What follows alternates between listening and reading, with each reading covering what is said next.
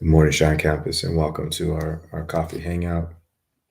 Today, we want to talk about how to reset your marriage.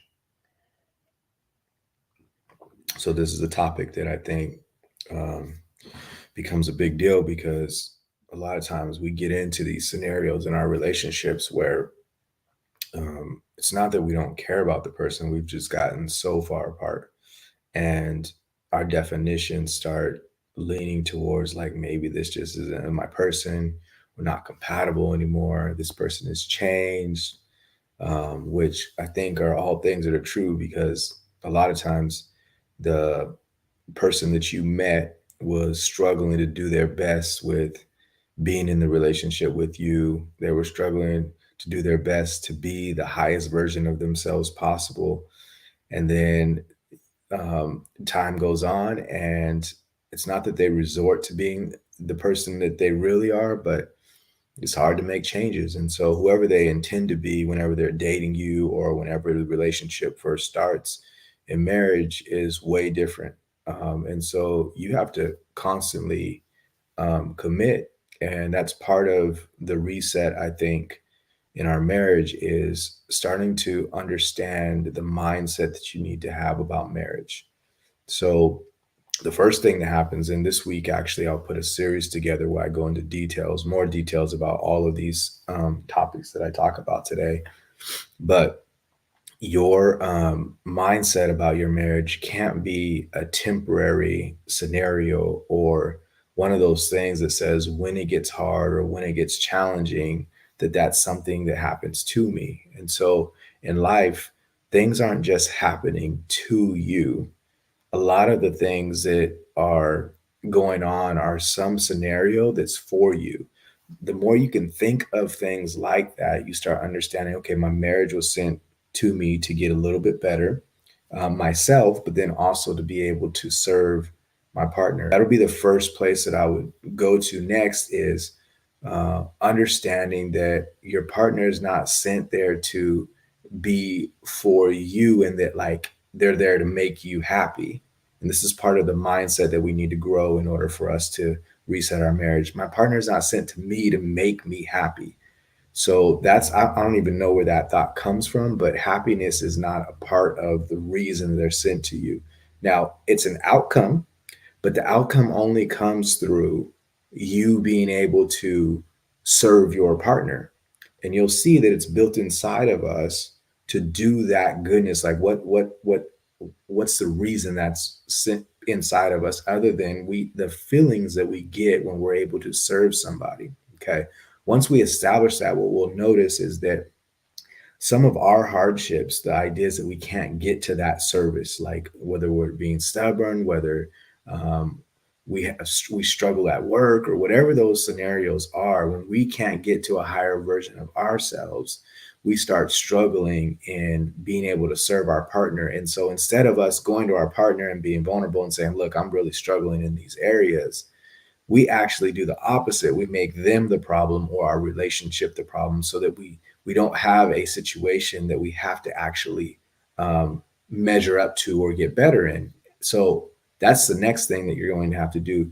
You're going to have to do your inside out work or do the work on yourself to get better in the areas that allow you to be a person of service, right? So as you are trying to do this, the hangup's going to be like, well, how do I get my partner to be a certain way so that I can go do the things? Well, your partner may not get to that point at this moment. They're going to have their work to do too, right? And so we've done two things that didn't have anything to do yet with your partner. So the first thing is switch your mindset over. The second thing is go do your work so you can be a person of service because your relationship needs that and your body needs to be a person of service in order for you to get to that happiness that you're thinking would initially come from your partner.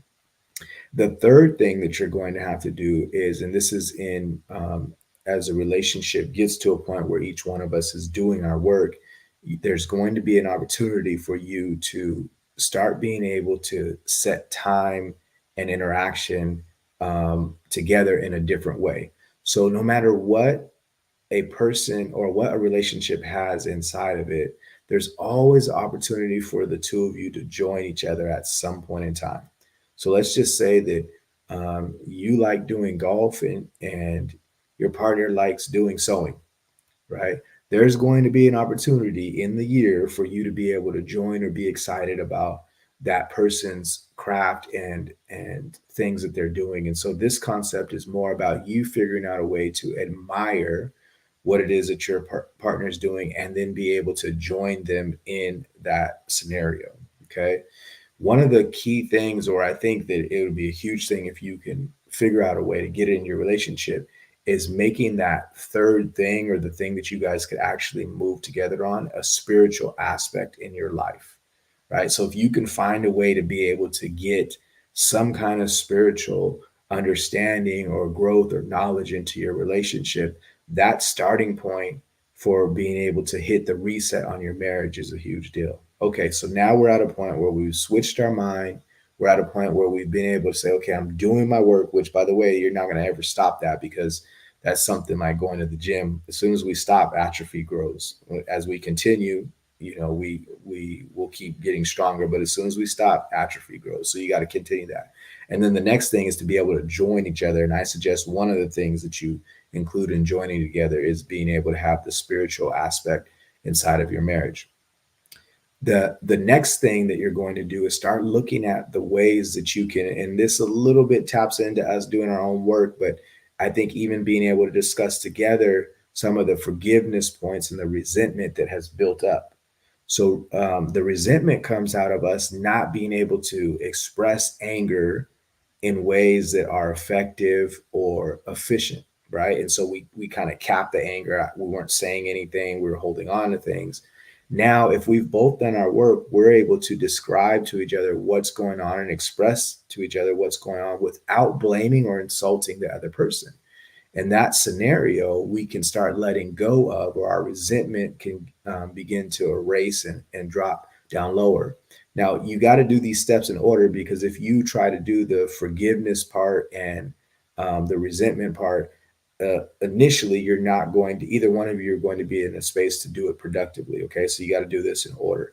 Um, so once you can do that resentment piece where you're able to express what's going on, and again, you're not blaming the other person, you're not insulting them.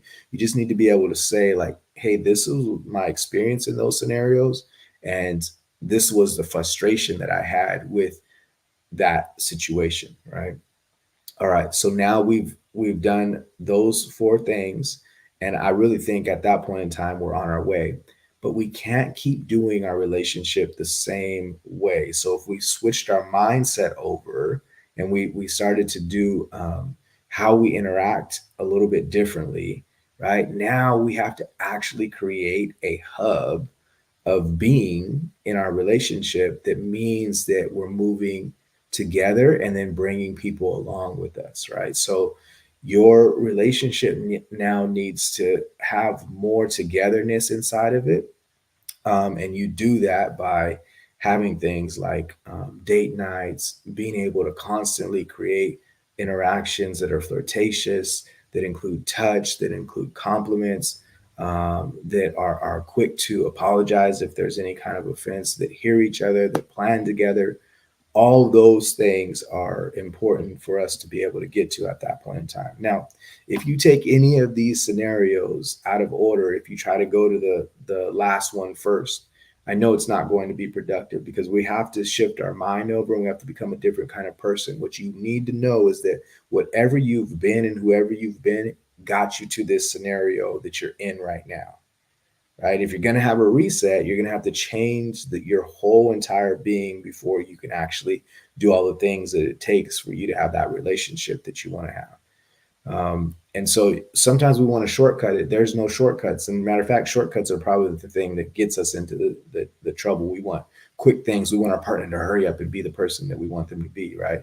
But your mind has to completely shift over from what it is that you were initially thinking. Now, it might seem like it's a far thing away, but it's really not that far away. In fact, every week I'm doing our marriage communication masterclass, and in that marriage communication masterclass, man, we unpack your ability to be able to do communication that will reset your marriage, that will give you a different chance inside of your marriage, and give you an opportunity create something that you weren't even aware of that you can create. Okay. And so join us in our next marriage communication masterclass. I know that it will serve you.